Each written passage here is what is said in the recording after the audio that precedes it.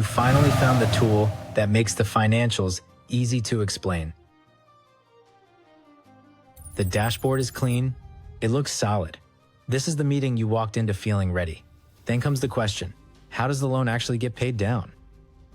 That's the moment you realize your new dashboard was almost helpful.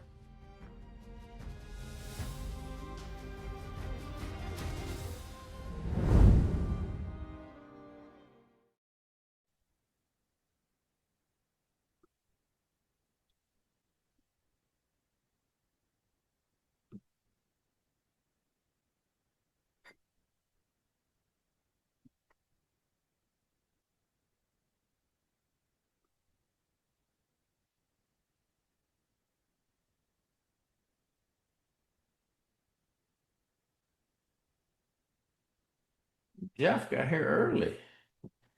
So Tyler? Hello. Hello. Let's see. Make the co-host. Jeff got here early. Made it. What's up, Karen? All right. We got Kathleen. Scott. Scott's here. What's going on, Scott? All right. So I'm doing these every week, so the crowd's a little smaller, but this is cool. This is great. So Karen, what brought you here? What's going on in your world? Trying to learn as much as I can about all of this Yeah. funding and everything else. So, All right. So what? Yeah, yeah, I can hear you. So what does that mean? You're trying to learn as much as about funding or about what's your job? What do you do? small business advisor. Oh, got it. Got it. With one of the SBDCs? Mm-hmm. Oh, great. Which one? Dallas. Oh, Dallas. Hey, you're right up the road. I say right up the road, but it's like 4.5 hours away, right? So it's Where are you? I'm down San Antonio. Oh, San Antonio. Okay. Yeah. Okay. It's like 4.5 hours or so, I think. Mm-hmm. But I went to school closer to you. I mean, I went to school at Baylor, so that's what, an hour away, hour and a half. So Waco. yeah, Waco. So good. All right, Scott's on the road, so he's in listening mode. Tyler, you popped on. What brought you here today? I want to make sure that I cover the things. Yeah, hello. I'm the director of the SBDC at UT Permian Basin. So we're out here in Midland, Odessa. And anything that we can do to help our clients with cash flow is huge out here, and I think most everywhere. But the industries that dominate out here, cash flow is consistently an issue. Got it. Got it. And I had to leave early, but I went to one of your workshops at the conference in Orlando. Yeah. And I really enjoyed it, so I wanted to get more. Very cool. So yeah, so I saw your movie Friday Night Lights, and then I'm also watching your other TV show, Landman.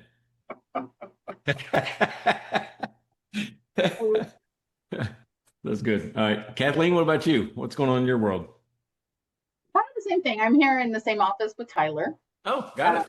Permian Basin, Midland, Texas. Yay, West Texas. Woohoo. Yeah. And basically for me, I'm just kind of on here. I'd like to learn more about the program, about, I've kind of gone through and looked at it, looked online and kind of did a little research. Didn't get the chance while we were at conference in Florida to go to the your lectures, but just like to learn more. Yeah. So okay. So what you see online, here's something really interesting. We're in a gray area because we're updating the website in the background to improve the messaging to what this is. Because I've been doing it 3 years, and you know how kind of you evolve, and so I've evolved into a kind of a complete membership package, right? And the reason I say that is, yeah, I've got this app that's super cool. But what happens with financial or small business advising is it goes in all kinds of different directions, right? And you can never really find the tool that kind of helps with every situation. It just kind of stops suddenly. You're like, going, oh, I'm cranking along. I'm using this product. I'm using this spreadsheet. And what do I do next? And so that's what I'm trying to do is help people understand what to do next. And my whole campaign for the year and the whole theme is, to avoid the almost helpful product. Meaning it was great until it wasn't. But here's what I had to do to get there. I had to teach people kind of techniques on how to talk to, not only talk to people the way they need to be talked to because they're not as financially sophisticated as you are. I had to teach it kind of the techniques that I used as a business owner and what I teach bankers, because it's different than what I teach accountants, right? Or what accountants learn. So there's kind of some things that are good crossover, but there's some things that are new or different. And so with that, I also figured out that it's not a quick learn. It's not watch a YouTube video and now I'm an expert at it. This is something you have to practice and you have to, get some coaching yourself. So I'm trying something different than most other companies, meaning I'm not just throwing you in a software program and saying, hey, there you go. Hey, good luck, right? This should do everything you want. I'm providing you with a video course library, right, to teach you. And when you see a chart, you go, what does it mean by that? And you can just go learn the math behind it. So I'm being transparent with what's going on with the product. And then I also do 3 times a week live coaching, right? Meaning that the coaching is for, hey, Mike, I've got this client I'm talking to Friday and I'm stuck, or I'm seeing this, or how should I approach that? So that's what those 3 live sessions are, that I don't know any other coach does. Just says, hey, we're going to have office hours like a professor. When you need help, I'm there for you, right? And we come up with a plan. And I think a lot of people are starting to use it that way. When people don't come with real life situations to the lives, I teach, right? Or I demo new things that I've done. We are in an interesting spot with the app because I've had an app for the last 3 years, and I'm not sunsetting that. I'm just kind of setting it to the side because I built one that's AI kind of supported, right? So there's a second version, and today the live demo is about the second version, the one that I think solves the problem of being almost helpful, right? So that's where we're at. Everybody okay with that? I'm just going to spend a lot of this time just showing you some of the things that are in the app and some of the things you can do. All right, cool.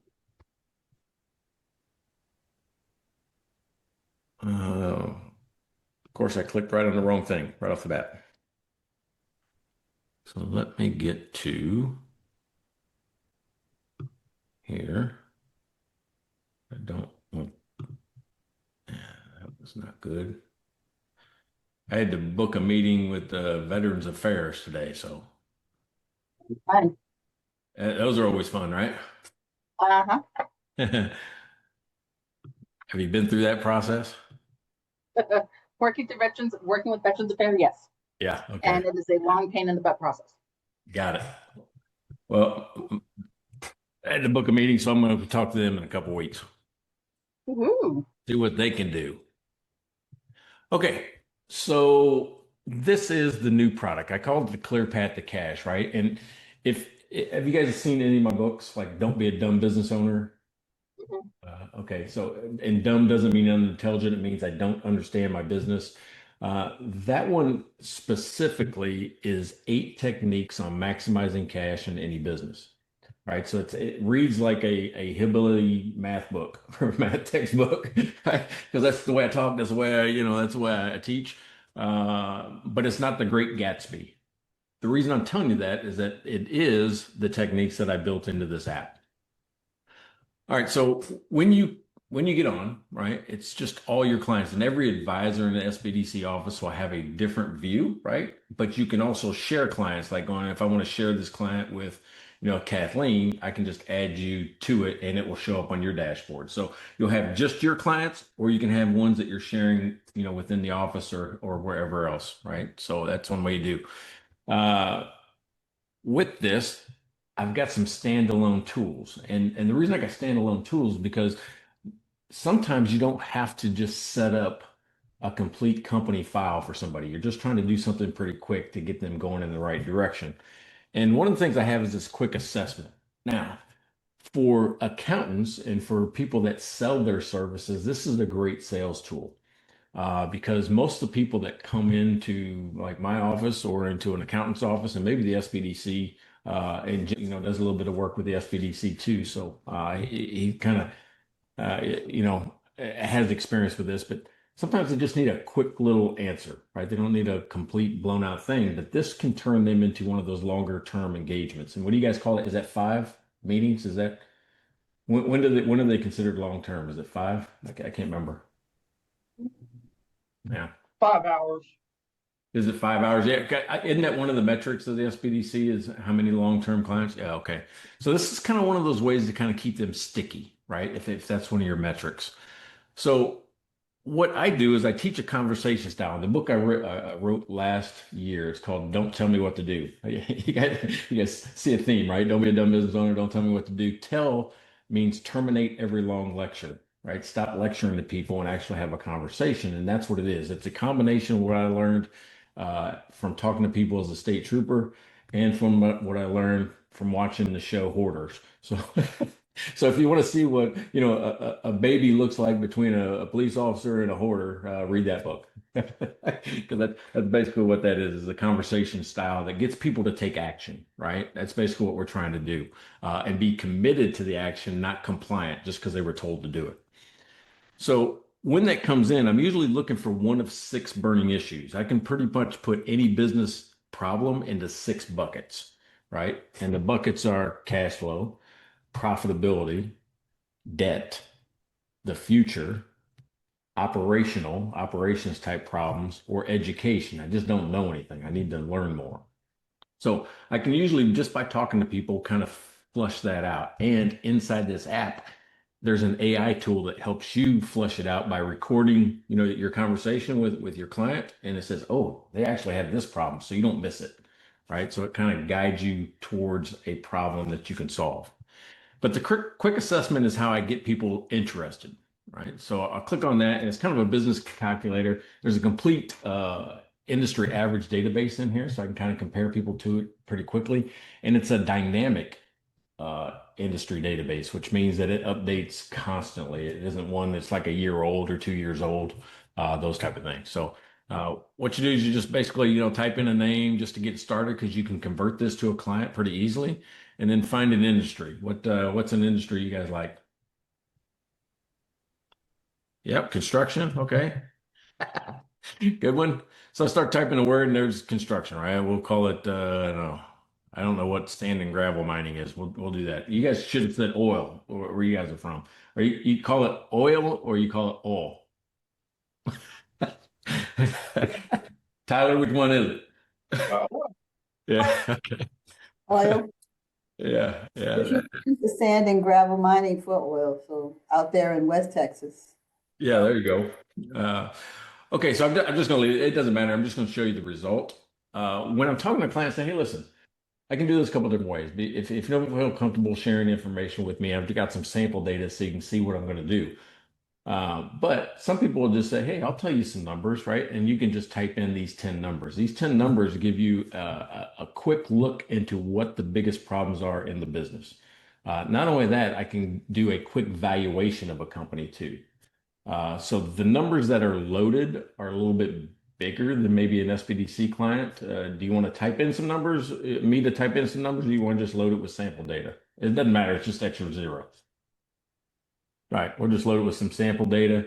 What I normally find is that when I say, hey, you can just make them up or get close. They'll tell me some numbers, and as soon as they see the result, they'll go, oh, can I use my real numbers now? They want to see exactly what it is. So you just type in 10 numbers and I say, analyze my business, and boom. I mean, right off the bat, I know that there's $1.7 million leaking out of this business, or you can call it $17,000. It doesn't matter. It's money that's leaking just based on the way they run it.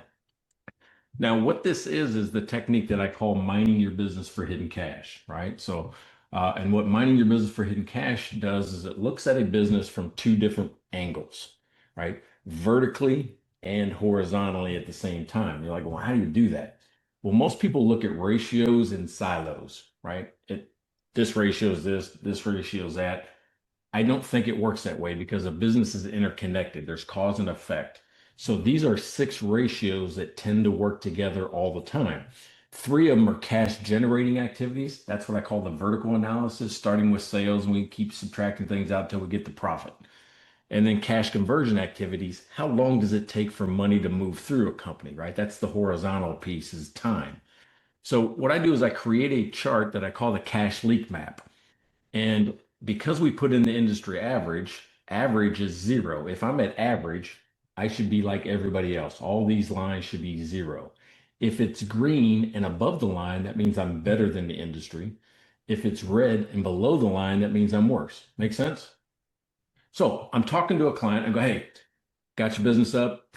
There's one, if it feels like you're struggling with cash, if it feels like it doesn't work right, that's why you're leaking about 1.7 million. Now, let me tell you a little bit about your business. And you see how I got there, and I can get there in 5 minutes, in the first 5 minutes of a conversation. And I say, hey, listen, right now, sales isn't your problem, right? What this is telling me, this is the sales to asset ratio. And this is saying that everybody else has stuff. You have stuff, they have stuff. And this is how much revenue is generated using your stuff, your trucks, your buildings, those type of things. That's how much revenue is. And you're doing better. So for what you have, you're doing better than others. Here's what I would caution you against, though, because you're doing so much better than everyone else with about the same amount of equipment, you might start to hit a capacity, which means you won't be able to grow until you buy another truck. So we'll start to look at funding on things like, hey, let's start planning for the next purchase, right? And making sure we're lining you up properly for a loan. So that's one of the indicators I look for. But it's not one of your problems today. So I'm just going to turn it off. And I go over here and I turn it off and then adjust it, because what I'm trying to do in all my charts is focus somebody to the biggest problems, right? So I can say, hey, listen, gross profit, you're actually doing well in how you price your goods, right? Or your services. You're doing well. Keep that up. Let's put a pin in that. Just don't change your pricing just yet. And I turn that off. Over here, AP, I like the way you're paying your bills. Not too slow, not too fast, just about just right, right? So if you get in trouble, you can always sit on an invoice for an extra week or two until cash kind of catches up. So, but right now, whatever methodology you're using, keep doing that. So then I turn off AP. Now, here's where all the money's leaking out of your business, right? We have an operating expense problem, which means we're spending a little too much. How much? $250,000 more than you need to. And why do I say that? Because everybody else is spending that much less, right? Remember, I'm comparing you against the industry, and they're spending a little less than you are. AR, which means we need to look at how you invoice and how you collect, right? Because you're slower than everybody else. And it could be that they're taking in deposits and you're not. It could be that they have an automatic reminder system and you don't. It could be that they're invoicing better than you are, right? So we want to look at the operations, the process, and make sure that everything that we have is dialed in to improve this goal. Because there's a lot of money sitting in your AR that probably should be in your bank account. And then lastly is inventory, right? So some people will say, oh, I think you got too much inventory. I'm going to say you got too much inventory. How much? $656,000 too much, right? So, and I've got this tool called the Inventory Master that tells us and calculates a par level, which means how much should you have just to keep up with sales. It calculates that for you and it tells you which ones to run down. So we're going to put $600,000 back into your pocket by doing nothing. You're like, what do you mean doing nothing? I just don't want you to buy any more stuff in certain categories. When you see that, because usually what people do is they sell 5 and they buy 5. It might be in ceramic capacitors. You don't need to run any until you sell 25, right? You don't need to, order any. So we're going to tell you exactly what those are. So right now, these are your 3 biggest problems. If we were working together, I would say, which one do you want to start with? If we're not working together and I want to say, hey, would you like my help with this? That's my sales pitch. That's how I sell consulting. My fee is blah. Your fee is free. Would you like my help? They're going to say, yeah, because I can help you put $1.7 million back in your pocket. Then I go down and say, okay, this is where your biggest problems are: AR, inventory, operating expense. But let me show you what happens when we fix this, right? Not only will we put $1 million in your pocket, but we're going to improve the value of your company. Right now, just kind of an average, we're looking at about $7 million of the value of your company. But once we fix this, it will improve the value of your company by almost $1 million, right? So you're going to get it 2 ways from me. You're going to get cash in your pocket. And then when you sell this company later on, whenever you want, we know that the value has went up. So again, would you like my help? And you see that? I mean, we're there. We're at that point in 10 minutes into the conversation, right? And it's that simple with 10 numbers. So that's just one that I can do. I can convert this to a client and it creates a company file, right? That's basically what that does. All the work we just did goes into the company file already, so you don't lose it. But that's just one of the tools I got for helping people. Now, let's say we created a company file. I'm going to use the demo company, right? Because I know it has all the stuff filled out. So if I use the demo company, the first thing you see is kind of an overview. It tells you, you know, what the score is, and I teach people how I score, right? How do I score a company? I'm upfront with all my calculations. You can follow it so you know where the numbers are coming from, right? And the whole methodology. Now, this score is not like getting an A, B, C, or D in business. This is a risk score. The farther you are from an A, the more risk in the company, right? And you're like, well, where's the risk at? Well, there's four major categories in a company that risk manifests itself. Access to cash, how you use your stuff to make money, how much debt do you carry, and do you make profit, right? Now, if you notice, these are words that you know are just listed differently. That's liquidity. That's solvency, right? Leverage. I don't use those type of words with regular business owners because they don't get them. So, but they can understand access to cash, which we know when I look at it, I just click on it. It's current ratio, it's quick ratio, it's days cash on hand, it's how much you pay yourself, right? That's what you're good at. So I know instantly I ain't got to worry about the quick current ratio to quick ratio up cash on hand. That's where we need to focus because we got an F there, right? So I'm telling you exactly where the problem is and then what to do next. Remember how I said some things are almost helpful? This always gives you the what to do next. There's a guided mode here or a power mode. A power mode just lets you free roam everywhere that you want. But on the guided mode, I give you this. It's a path. Do this next. You click on it, explore the tools to address the issue. And when I do that, I'm going to give you this company has a cash flow problem. What tool should I use? Well, here's some recommended ones for you. Or I can just say, what should I use? I'm trying to improve cash flow. It's bad. I got to do it right now. Yeah, we got everything we need. It says use the fast money formula, right? So I would go there. Again, you don't have to do it. So we just went over the mining your business for hidden cash. That was a bug. See that bug? That was supposed to go to fast money formula. So the fast money formula is not opening on the right stuff. It's opening on the wrong stuff. There it is. Fast money formula is all about cash conversion cycles, you know, and how to improve it to put more cash into a company, right? So it actually looks at a line of credit if you have it, or it recommends how much you should have on a line of credit. Some people, when they go in to get a loan, they don't know. They go in and talk to the banker and they go, hey, I need a line of credit. And the banker says, well, how much do you need? And they go, how much do you give me? That's the first step in telling the banker you don't know what you're talking about, right? Is if you answer a question that way. So what this does is it takes your financial statement and says, this is how much working capital you have, right? It's current assets minus current liabilities, but you need 579. So there's no shortage. You don't really need a line of credit because you have more than you need. The need comes from the banker's line of credit calculation that says, how much do I need in inventory? How much do I need in payroll dollars to keep up with sales, right? It's all to match your, you know, how much sales come through the business. And what I do is I created a kind of a visual for folks on how this lays out. Inventory sits for a certain number of days, then you sell it, and then you wait to get paid, right? At the same time, you're paying your bills. Well, the difference between you getting paid and you paying your bills is called the financial gap, and your working capital is supposed to cover that gap, right? Keep up with the sales, keep buying inventory, you know, during that gap. Well, if you had too much inventory, the gap changes, right? And all of a sudden now I need additional funding because I've carried too much inventory. And so it will tell me that I need additional funding. Matter of fact, I need $53,000. So I would probably go in and ask for a line of credit of 100,000, right? Keeping it in round numbers. So that's going to tell you about what this company needs.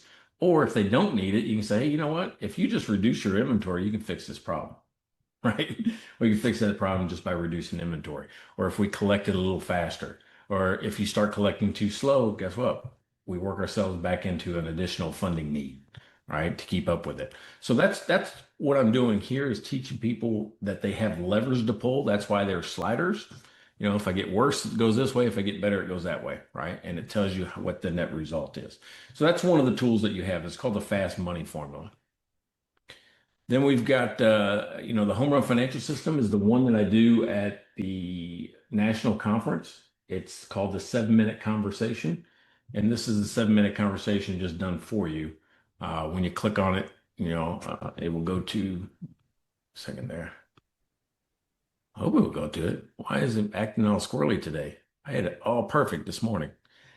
Been pushing a lot of tools to it. I don't know. No, it's not going to open for me, I guess. Okay, so that's why it's in beta. That's why you don't do live demos with real data. All right, so let's look at the debt optimizer then, because this is something I think you guys probably see a lot, is people that need loans or want loans or have loans on it. And basically what we do is when you do the enter the people's data, which is you just copy and paste. If they have a balance sheet, you copy and paste it. If they have a debt schedule, you just copy and paste it in, right? Or import it from Excel, whichever way or you can add it by typing it in. But if you import it, you're just copying whatever they got it here. The AI parses it and puts it into all those fields, and it fills it out for you so that you have all of these fields connected. Now, why that's important is that it tells you what all the loans are that we have currently, or credit cards, or lines of credit. It gives you a visual of it. And then it can either analyze it, you can let AI analyze this, or you can come up with your own payoff strategies. Like if I say, hey, calculate a strategy based on what we've got. Currently, if we do nothing, it's going to take you 8 years to pay it off at the minimum payment.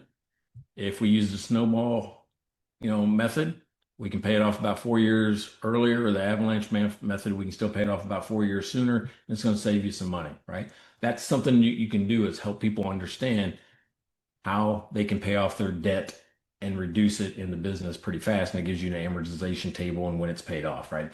People like to see they're making progress. So, you can actually show them the progress as it happens. The other thing I like is get this AI program recommendations. Because we put in financial data, I have built in a recommendation program that analyzes the financial data and say, hey, this is probably the best next steps for this company when it comes to funding. It says, okay, here's the recommendations. It goes out and analyzes the company, right? They got this much debt already. They got this, that going on. So it analyzes the financial situation. It says, hey, they need an SBA loan. They need a 7A, or they should probably look at refinancing some of the equipment because there's other things out there that they can get cheaper, right? There's some cheaper rates than they have. Or they can, maybe a business line of credit, something different. But it tells you not only the program, why it's relevant to what they're doing right now, what it takes to be eligible, and what you should do or they should do as next steps. So that's one of the things I'm helping the SBDC advisors do, is say, hey, listen, let's just look and see what's recommended for this company to help them out. And if I want to, I can model consolidating loans. I can model refinancing things and see how it affects the debt situation. Questions on that? I've kind of been talking a lot. So I went 30 minutes and didn't give anybody any speaking time. So, all right. All right, so that is the debt optimizer, and this is all connected to the forecasting. So anything that's in here gets automatically loaded into the forecasting as well. Another thing that we talked about was too much inventory. So I've got an inventory master, and where this is cool, and I'll show you something for your clients. Again, I can just import the items. I just take their inventory list, where they buy it from, how much they bought it for, all those type of things, how much they have on, and I just paste it in here from a spreadsheet or whatever they're using. Some folks have it in their POS system. You just download it and paste it in here, right? And it sorts it out and puts it into these fields, right? For the actual thing. And then you can kind of fill them out if they don't have enough money, or not enough money, enough data, you can kind of fill it out for them. But what it does is it creates this table, right? That helps you manage when things are, moving, how much is moved. Like you have too much of these, you got 240, but you only need 60. So I don't want you to order until you have less than 60 of these, right? It's right sizes all of your inventory. So you can basically help people put cash in their pocket and not get in the same position. If you have 65, how much should you order? 0. If you have 55, how many should you order? 5, right? And it helps them that way. They can just, they can do their inventory count sheets right off of this. upload it, and it keeps the things together. If they make a purchase, you can log in a receipt, scan a receipt in, and it updates the quantities and purchases. I can generate an order sheet for those suppliers that I'm over par on, or I'm sorry, under par on. So it just says, hey, I need 5. It just automatically generates the order sheet. And of course, it keeps history and periods of what you pay for things over time. So you can say, hey, this is rising, and it gives you alerts on what's happening. So that is the inventory. Now, why that's important is once you're managing inventory here, and people say all the time, isn't there inventory systems that do this? Yeah, but some people can't afford them, right? Some of the smaller businesses can't afford things like this. So it's built in for you, and you can give them access, right? To this. They can do the work. You just gave them the access because it's an SBDC tool. So with that, the inventory, all of these things are interconnected. There's 23 tools in here. Now, when you look at this, I don't want you to think, oh my God, that's overwhelming. I want you to think about it like this thing. If you probably open up your phone, there's probably apps on it, right? You don't use every app for every situation. That's the same thing this is. Now, what is helpful that when you're in the guided mode, it's going to tell you what tool to use, right? If you're in the power mode, you just kind of do anything you want to, right? Wherever the conversation takes you. But it's giving you the answer to do this next, or it's telling you, here's the recommendations for this company. Even in the power mode, you should run these, right? All right. So what people are liking right now is I put this in here, this pricing center. This is one of the coolest things I think I've done with AI. Now with AI, I got to tell you to be careful. Don't just go to ChatGPT and throw in financials, because if you don't give it guardrails and be very specific with AI, you're going to come back with nonsense, right? And stuff that you would never tell somebody. So everything I've built in here has very narrow guardrails. It's a combination of what I call MI and AI, right? MI is Mike's intelligence. So it's been trained on my books. It's been trained on my presentations. Jeff trains it with the transcripts sometimes of videos that I've made. So it knows the way that I'm thinking about these problems and helps you think the same way. All right, so here you've got, your top priority items, but the thing that's really cool is that everything you put in the inventory automatically loads into pricing, right? And you can set your markdown strategies and it will tell you, hey, this is overstocked, you should mark it down. But what people are really cool with right now, or that they really like, is this market analysis, right? So this market analysis is going to track prices of your competitors or people around you with just an instant AI search. So this is a sourdough bread, but we'll say maybe I want to do an analysis. And if I do nothing here, it searches nationwide, because you might have some e-commerce people that sell everywhere. But if I'm in the Permian Basin, what's the zip code up there? Anybody? 79701. 70701? 7970. Oh, 79. Yep. All right. And you can change the search results. You're like, oh, there's not another town within 50 miles. We're going to have to go 100 miles out or something like that, because I don't know what's up there, really. You're way too, you're like Oklahoma. So, but just say you can change the search miles, right? And if I say search by locations, it's going to take all the products that we had in our inventory, and I do a search, and it's going to give me some search results, right? And this is kind of cool for people to see, because they know what they price theirs at. They don't really know what's happening around them all the time without doing a big, massive search. You give them a tool that does it in seconds. As long as you have a good SKU number or a good description or where you got it from, it's going out there and trying to find similar items or the same item. If it's weak information, you'll see what happens in the analysis. So there it is. It's went all the way through. It's looking at it. It says, oh, there it is. Okay, on your sourdough, you're charging $10. The market average in your area is $6.42. That's probably why nobody's buying your sourdough bread. It goes between $5 and $7, right? And you're like, going, well, how do you know that? Well, if I just click on one of these sources, it opens up where it got the price from, right? So this is Brookshire's traditional sourdough bread. Is that up there? So I have to ask people, is that something that's up there around you guys? So you can tell what it's doing. It goes right to your neighborhood and compares your prices to others, right? That's basically what I'm trying to do, is compare you to others. And you can make adjustments if you want to your pricing. print out the list and say, hey, go to back to the store and reprice these goods. So that's one of the cool things that I like about what we're doing now with this pricing center is being able to give people real intelligence. Now, some people will say, well, what about a wholesale company? How do you get those prices? Guess what? Remember, I'm not baptized in GAAP, so I can do funky things with numbers. Right? So, I mean, I don't have to follow the strictest of rules. So what I do with somebody that's a wholesaler is I look at the typical gross profit margin that they get, right? When meaning in retail or from the wholesaler. What is the gross profit margin that they get? And then I will reverse engineer the retail price to the wholesale price based on that. So the calculation flips and does it backwards, right? So it can compare what you're buying your stuff for to what other people might be charging for it out of the market. That makes sense? So reverse engineer it.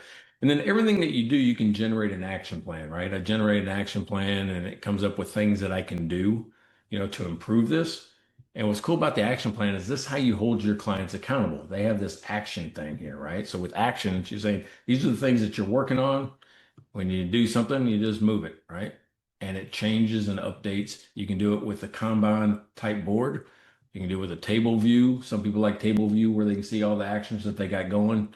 And then once you start having results, it tells you, hey, when we completed this, it changed your cash position by $54,000. And every time I ask you to do something, we've only did half of the things so far, but every time you take one of these actions, it increases your cash by $300 or $34,000.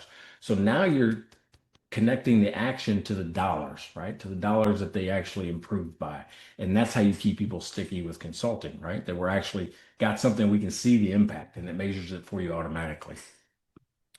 Now, some people will go, that's too many actions, right? That's just so much stuff. I don't know where to start. All right, because they might get overwhelmed by this. You say, hey, listen, don't worry about it. Here's what we're going to do. You go back to all tools, and I have this thing called the 30, 60, 90-day action planner. It takes all of the actions that you just created, and you give your client kind of a score. You're like, oh, how much do I think that they can do? Well, they're pretty small. They got limited resources, and it creates a 30, 60, 90-day action plan based on what you think that they can accomplish, right? And which ones? It gives all of your actions out there a priority score. Which one's going to have the biggest impact? Like cash flow. We always want to solve cash. If you got a cash flow problem, got to solve that first, right? But everything has its own priority, and there's a scoring system that sorts and organizes all your actions for you, right? Now you're like going, okay, that's great. I don't want to do all that work. Yeah, you don't have to, right? You don't have to because when you manage the access to this company, I can add you as a client, as somebody else that's in the office, like you guys work in the office. I can add another person to see this, or I'm the subscription owner, right? I'm the person that owns the subscription, so you can do that. So if they're a client, you can say, well, what does this look like if I'm a client? So you can feel confident on what people are seeing. If I say view as a client, what you're going to notice is that it's not 23 tools anymore. It's only the 14 tactical tools, only the stuff that they have to do work in, right? They can't get to any of your advisor tools. They can't get to any of your notes. They can't get to anything like that. They can only get to the things that they have to do the work for. Put the inventory in, do some cost analysis, do a risk assessment. They can do things, right? It's all tactical. You maintain the strategic tools. That make sense? So that's kind of how that's going to work. Now, you've probably seen this favorites bar. Sometimes with a client, there's certain things you're doing all the time, and you can just favorite it, right? You see that star, you can just do that. It's not going to let me because there's already 5 here because I limited it to 5. But every client can have their own favorites, right? Because they might have different problems. So let me, I'll go unfavorite something right now. What do we got here? Like inventory master's favorite. I can unfavorite it, and it will take it off of, well, I clicked it twice. There you go. Should take it. Yeah. See how it take it off the bar down there? And if I want to put the fixed asset manager on there, I can do that. And we'll add it to the favorites bar. And that way you can get to those anytime pretty easily. And if you don't like it, it's in the way, you just turn it off, right? So I'll turn it back on if you want to. All right. So back to well, let's go to how do you put data into this, right? So it creates financial periods. And in the past, I built 6 software products. In the past, I've always done these integrations. And as soon as I do QuickBooks and the Zero people were mad. And as soon as I do Zero, then the FreshBooks people are mad. And then the Sage people get mad. It seems like I'm just always chasing a software. So I said, this time, there's a lot better way to do this where everybody can use it. And what I do is I just let you paste it in there or just upload whatever you got. I don't care what it is. It will even let you put a PDF or an image. Like I just got a picture of their financial statements. I can throw that in there, right? And it parses it. That's one of the cool things about AI now because it can read things a lot better. And you don't need the direct integrations as much. Now, integrations are awesome. But here, I'm trying to keep it open where if I got something in an inventory system or I got something in the payroll system, it doesn't matter. I can put it in here when it's needed, right? So it doesn't matter what they're using.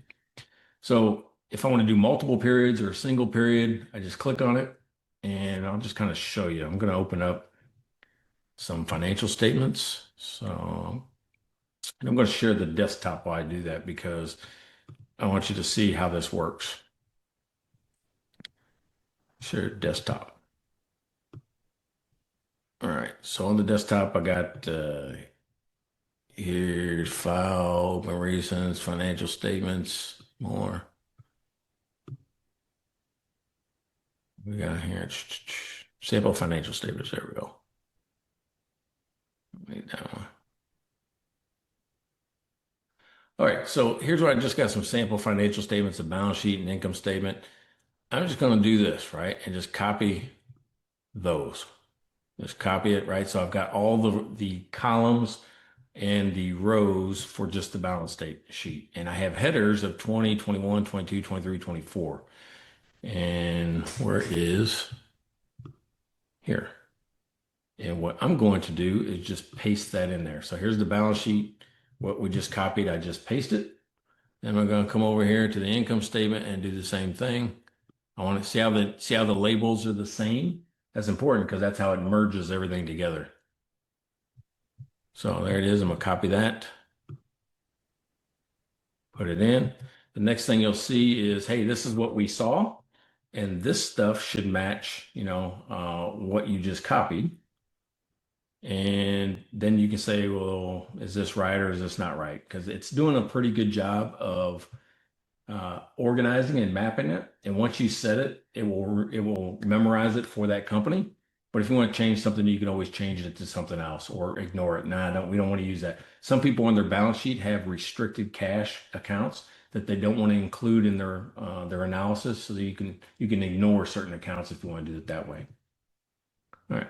And so after I'm okay with it, it'll give me some, hey, this is negative, but it's supposed to be positive. I can fix that if I want to, or I can just leave it as is. It's just going to look at it and say, did this make sense?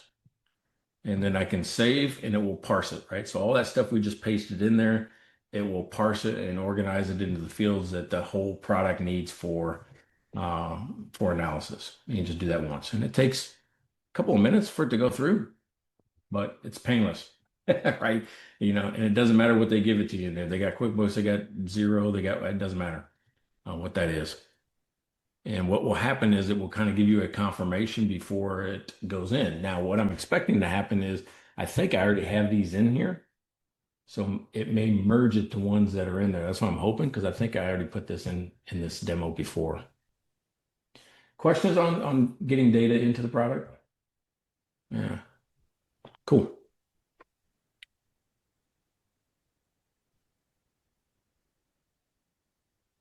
Well, it always seems to go slower when it's oh, there it is. So now it's saying, hey, we detected these, right? Remember, so it did detect the right column headers, and that's what it's going to call the stuff. Found 5 periods. Here's a quick check. Do those look like my, this is sales, 9 million, 9.6, yes. So you can do kind of a quick check if you want to, just to make sure that you feel comfortable with the data that got put in there.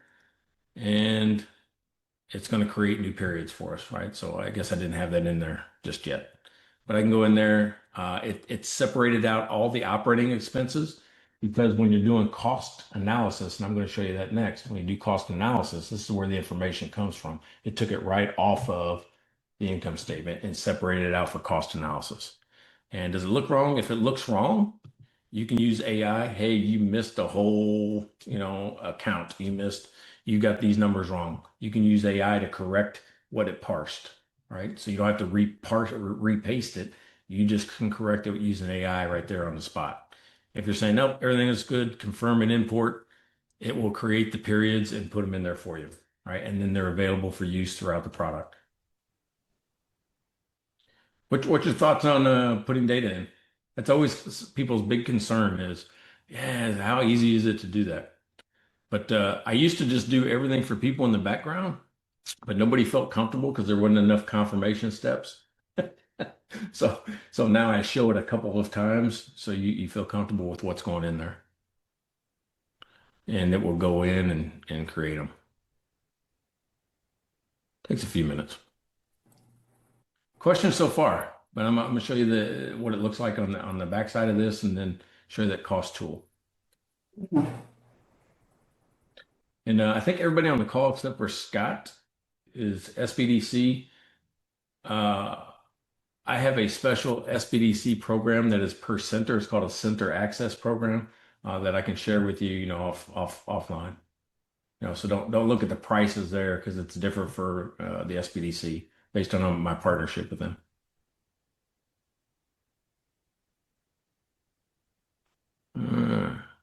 Guess we put in too much data.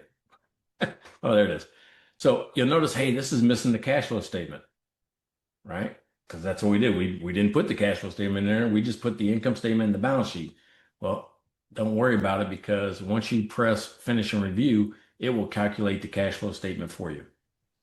All right. So when we do that, we can say, hey, I want you to calculate these. You're like, how to do that? Well, it has the income statement, the balance sheet. That's where the cash flow statement comes from.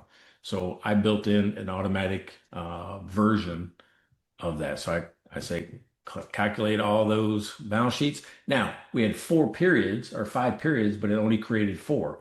Why? Because it always takes the period before. In the first year, 2020, we didn't have 2019. So remember, the cash flow statement is about changes over time. That's why it only created 4. So you won't have a cash flow statement for the first year. You'll have to enter it. So, and if there's problems, it will tell you that there's problems or not. And now we can start editing things if we want to, right? So if I go to edit a period, or I can remap the accounts, edit a period, I can redo it if I want to. You can just go ahead and repaste the same thing and it will just change. It does the thing called upsert, which means update and insert. It doesn't delete anything. To view the statements, it's created a new version of the financial statements for you, right? So now you got the income statement. Instead of looking at it like this, you got the balance sheet and you got the cash flow statement, right? And if there's a problem with the cash flow statement, it's going to tell you what the problem is, right? And it's probably either a rounding issue or it could be something that is missing from the balance sheet to make this work. Right? So it's going to show you all those type of things. All right. So I talked about the cost cutting tool. Everybody has these things like we need to cut cost. Well, what I'm going to do is look at 2 different periods, right? We're going to look at 2 different periods. Those are both 24. Let me go to 23 here, right? 23 to the current period, 24, we'll say. And it's going to tell you, what the operating expense is, how many categories. You can save a plan once you set your cost cutting plan. You can save that. It's saying, hey, you need to cut $316 or $316,000. But it also can pull from other places, like if you just want to reduce debt by 5%, you can do that. I could set a custom amount, or I can use Mining Your Business for Hidden Cash, and it pulls that number from that calculation. It puts that in there for you. This next one is about where is the money? Where did you make spending changes? If it's green and negative, that means you reduced in that category over that time period. If it's red, you increased. These are the things that went up over that same time period. So it's like trend analysis for the actual operating expense. Then what I do to help people make cost cutting decisions. Are you guys familiar with the lean business canvas model? All right, so there's two things on there that I use to justify cuts. One is called key activities, the other one's called key resources. And the way I frame that is saying, let's just pretend we have a lemonade stand. Could we have a lemonade stand if we didn't have lemons? No. Well, that's a key resource, right? Could we have a lemonade stand if we didn't have an umbrella?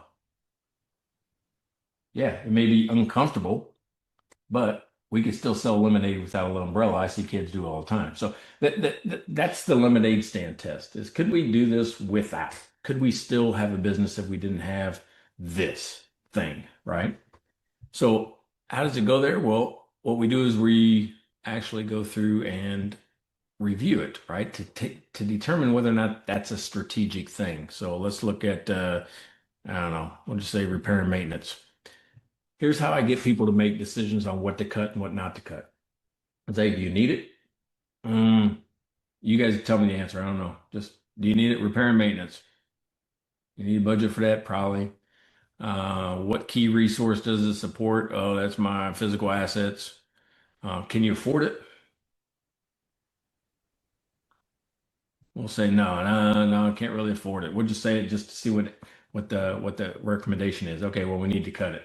Yeah, you need it, but you can't afford it, so you should cut it. But then this is where you can say they would argue, right? Client would argue, no, I got to have some repair and maintenance budget because I've got this piece of equipment that generates all our revenue, right? They have a reason. Well, what you can do is say, okay, well, need some.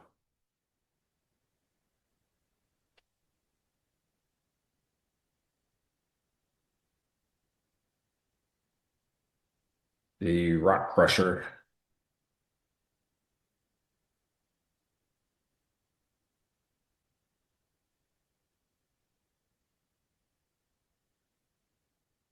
So whatever they say, you just put it in there and say, okay, let's see what this does, the AI recommendation. And say, oh, yeah, you should keep it then, right? So when you put the things in there, we're talking to AI to say, okay, just based on your answers, we should cut it. But you have a valid reason to keep it because one of the things I've trained this on is that we shouldn't cut, the expenses that actually drive our revenue, right? So we'd have to find something else. And I would do a save classification or a key resource activity as marketing and sales. And I could save that and it will change the classification to strategic and not non-strategic, right? And what it does for, when it does recommendations of cuts, it will not cut strategic resources, right? Or strategic things. But if I want to, I can go mark something for reduction, 10, 20, if we're going to mark it for reduction, it starts to create a plan for you. Every single line item, it has considerations, reduction strategies for it, warning signs. It gives you information about that. This isn't generic for all operating expenses. This is tied to the actual item that they have it listed as. And then if you get stuck, remember, I don't want you to feel like it's almost helpful. I got some questions already listed for you. Well, if you get stuck, you don't know what to do, ask them one of these questions, right? So it kind of keeps the conversation moving. Now, let's say I want to cut it by 50%. I can mark it for reduction. And now all of a sudden I have a progress bar that says, okay, we found $38. We still need 278 more to go. Let's keep doing it. And you can send your client, some homework, create an action item for them, right? Hey, you gotta either find 278 more, or when I create the action item, it's going to create an action item of all my cut, all the stuff we said we're going to cut. It puts it on their to-do list to go actually cut it, right? Just by you saying it doesn't make it happen. You got to go do it, and it creates an action plan on their action board. So I think I've built the ultimate advisor platform, right? That's what I think I built. What do you think? All right. Is there anything? Oh, I want to share. Oh, go ahead. That was me, Mike. I was going to tell you about the question in the chat about the cost per training. The question, cost. Yeah. So for the SBDCs, I have center price, and the Hey, reason Mike. Yeah. Hey, Mike, I dropped the link for that in there. And Tyler asked, does the $150 a year cost per consultant cost include training for the SBDC consultants, or is it separate cost for that? You might explain that they get access to the coursework that can help with that, and then expand on that a little bit. Yeah, so what you get is the regular membership, right? So you don't get additional webinars and stuff for you, right? So if you want me to come train, there or do a virtual training, that's different. But you can attend all the live events that we have for the training or the live coaching, and you get access to all the video courses for that price. But yeah, there's a per person and there's a center price, right? The center price kind of pays for the AI stuff, and then the per person is just kind of a user license seat, and that. The reason why I got the per person for SBDC is because some people have 4 advisors, some people have 25, some people have 2, right? So the per person makes it fair for every center, no matter the size. And if that's what you're kind of wanting to do, if you want to do that, just contact me and I'll make sure it gets set up properly, and walk you through the onboarding. Anything else? Any other questions? I might give you 4 minutes of your life back. If you did want to see, I guess one of the things I didn't show you is because of the membership, is that on the Advisor Hub here,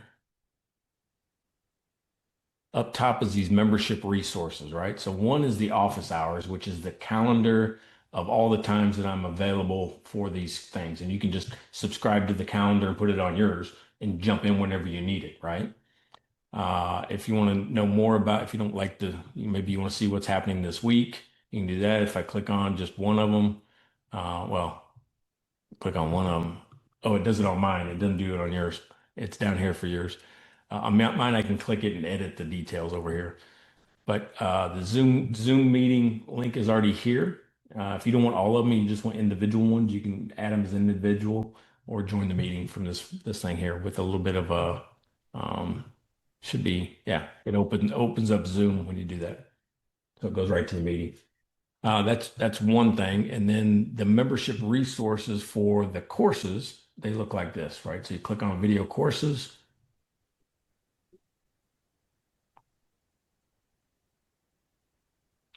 And there it is. So it's going to open up your dashboard that's on the Cashflow Mike site. That's where the courses are. The app's kind of separate, but this navigates you to where the courses are. You're like, okay, phase 1, I want to look at that. And phase 1 is the actual core clear path to cash system. That's all the things, right? All the techniques. And if I click on that, there's probably 100 plus videos in this whole thing, all geared towards specific situations. Like maybe I just want to know minding your business for hidden cash. I'll click on that. It will open up the actual course. And there you go. You still got all your courses here. You got the videos. Underneath every video, there's these files that you can download. So when you get this thing, you'll have 1,000 other things that come with it. All the, because some people want to know what is the math behind it. So I just give you the spreadsheet that I built before I built the app, right? So you got both.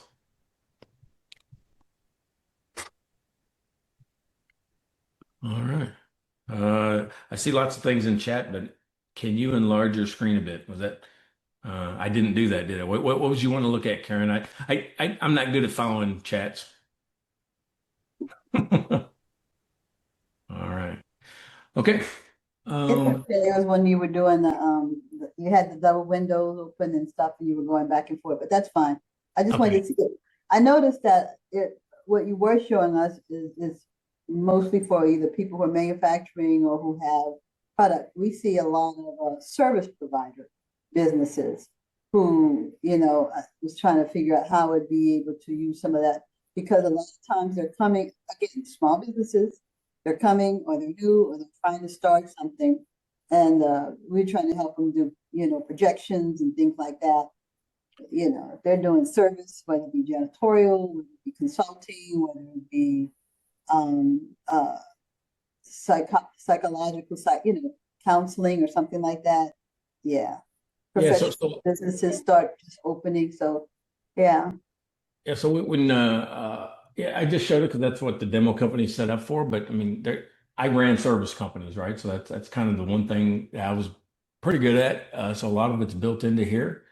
And one of the things I've got is this costing bid calculator that I help service companies with, right? So not only is just for helping you with your bids, but is it a project?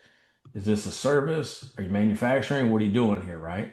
And it has a materials catalog. So you can, if you know, like maybe I'm a plumber and I have materials, I need flappers and I need toilet seats and I need all this type of stuff, but I charge as a package, like going toilet replacement, right? So I've got my time and then I got my little parts and stuff that I use. Or maybe it's a cleaning company where maybe I'm putting together a bid for a cleaning company, but I got to have something for cleaning materials, right? Not just the time. So I've got materials are different than inventory. Inventory is what I sell directly to the public. Materials is what I put into my service, right? Like maybe I'm building a deck or something like that. And then I got my labor and my staff, so I can just say, well, I need 35 of these, 24 of those, 15 of those. And that's 2 hours there. That's 5 hours. That's 1 hour. And whatever overhead percentage that you use, let's say I want 10% for overhead and I'm trying to get 20% markup. So I should be bidding it at about $5,000, whatever this is, this service, or was charging $25,000. And it kind of shows me. And then if I want to improve it, I can improve it. And I think, yeah. So, and then you could save that as a bid template. You could save it. And so you don't have to redo it over and over and over again if you're trying to keep it. But if you do this and you save your bids, I also have this thing called a bid history and analytics that help you track outcomes. You can even upload competitors' bids in here and say, why did I lose that one? Right. And it's going to analyze the difference between you and what you might have lost it for if you can get that information. I used to ask people, say, hey, what they charge? How they do that? Can I see? Because I'm trying to build a business and kind of just see how they did theirs. So I'm not asking you for the business. I'm not changing my price, but can I see it? And people will give me the information. I'd go back and readjust my bid process because of that. So yeah, it'll tell you, hey, when you're losing because your price is higher, right? And it just does your bids over time. It gives you analytics about how you bid versus others.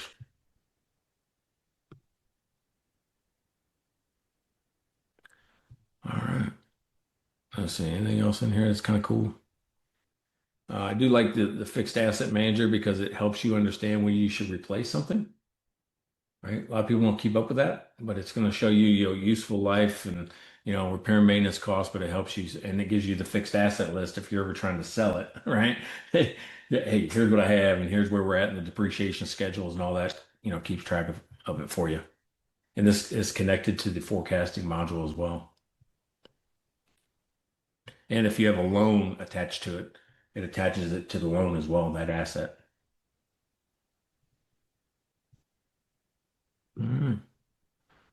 So there is a ton there, right? But I don't want you to look at it like it's overwhelming. I want you to look at it like it's a smartphone. I have this problem with this client right now, so there's a tool in there for that. Mike, please. My smartphone is overwhelming for me at times, okay? Yeah, I have way too many. I'm like going every once in a while I'll go delete some, and all it does is free up more space. Every time there's a void, there's a vacuum, right? It pulls more apps into it. Yeah, there you go. You're definitely on it. All right. Anything else I can do to make your life easier? All right. This has been great. All right. So if you guys are, when you're ready to get started, just let me know and we'll do that. Because I think some of the SBDCs I have to go through a vendor process or something like that. So just let me know and I'll get you everything you need. Thank you. All right, y'all. Appreciate you. Thank you.